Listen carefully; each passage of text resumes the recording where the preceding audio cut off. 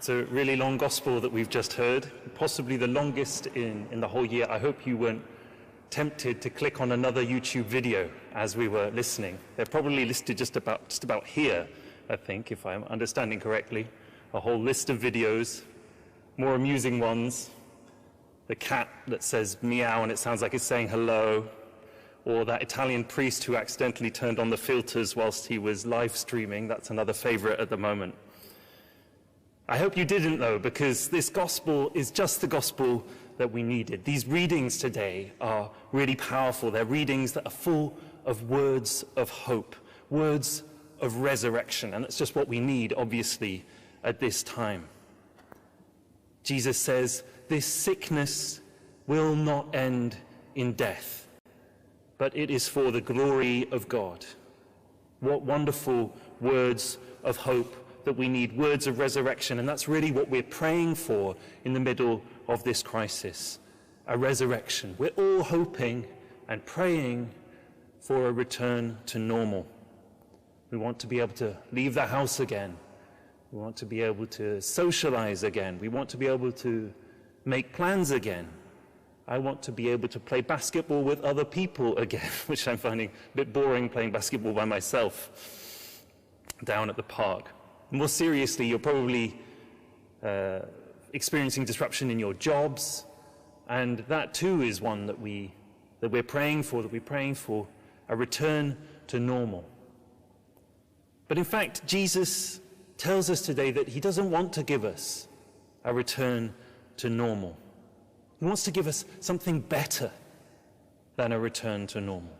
He wants to give us a resurrection. Think about Lazarus. This story isn't the story of a return to normal for Lazarus. It's the story of a resurrection. Lazarus' life must have been completely different after this episode. There must have been a before and an after. Imagine how every day after being raised from the dead by Jesus, he'd wake up in the morning and he must have chosen every day to live a more meaningful life, a holier life, a more loving life. And indeed, he's invoked as a saint, Saint Lazarus. For us too, Jesus doesn't he doesn't just want to give us a return to normal. He has led us into this time of trial, into this valley of darkness, so that we can emerge out of it into a new life. His life, not just to go back to our normal life, but to experience a newness of life. And we're hearing about lots of people who have had that experience already, that this time of coronavirus and plague has awakened them to the deeper questions in life and to the presence of God and his mercy. Like Lazarus, there should be a before and an after in our lives. We might be able to look back on 2020, and please God, the coronavirus will have blown over and be a distant memory, and we will be able to see, after that, I was a changed person. That we might walk in newness of life, as St. Paul says to the Romans. For there's some people, we know that this coronavirus won't be followed by any kind of return to normal. Boris Johnson has warned us that more people are likely to lose their lives. And there again, we need these words of hope that this gospel tells us. Jesus says to Martha, I am the resurrection and the life. Whoever believes in me will never die. We need those words. We need that belief, that faith. We need to ask God for that gift of faith, so that if we are facing death, we might have that grace of being able to see it as going home to our Father. Some of you may have seen the video that Brother Michael Paul recorded yesterday, a video of a gospel song in which the chorus said, I'm going home to see my Father. and that compared death to crossing the Jordan, going to the promised land that we've been looking for so long. That's a beautiful act of faith, but it's easier to say that than to really make that act of faith, especially when death is come close to us, especially when we're standing on the bank of the Jordan River and when we're in the shadow of the cross, when we're on Calvary like we are right now. Mary, though, is always present in the shadow of the cross. Whenever the cross's shadow falls on our lives, Mary is always there too, just like she was there when Jesus was crucified. Standing by the cross of Jesus was his mother.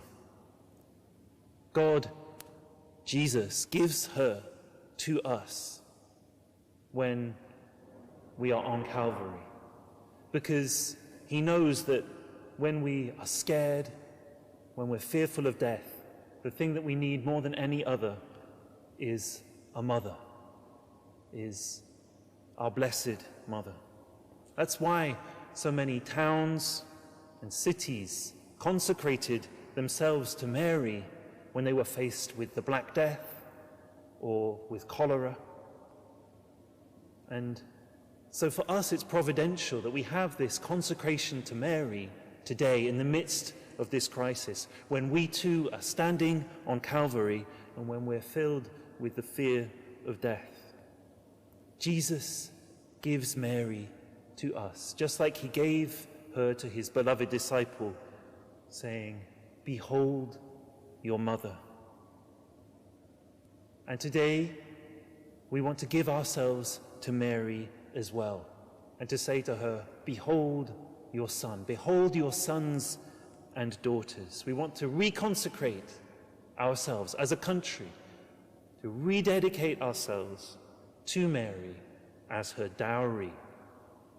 This expression, the dowry of Mary, is a little bit of a strange one. It actually comes from the Middle Ages, but it's possible to misunderstand it, because usually when we think dowry, we think about the bride price that a family gives to a different family when their daughter is married off. But that's not what it meant in the Middle Ages in England. The dowry was something different at that time. It was the money that a husband would give to his wife in case she was widowed, in case the husband died. And that money was there to guarantee her dignity and her freedom in the case of his death. By saying that we want to be the dowry of Mary today, we're saying that we want to give her the dignity that she deserves.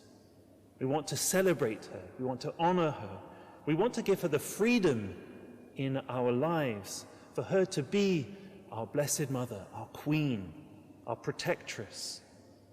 We want to say that our lives are a place where she can be at home. We really need her right now at this time of trial and crisis. The oldest prayer that exists to Mary, a very ancient prayer, says the following: "Beneath your protection, we take refuge, O Mother of God. Do not despise our petitions in time of trouble, but rescue us from dangers, only pure, only blessed one. Amen."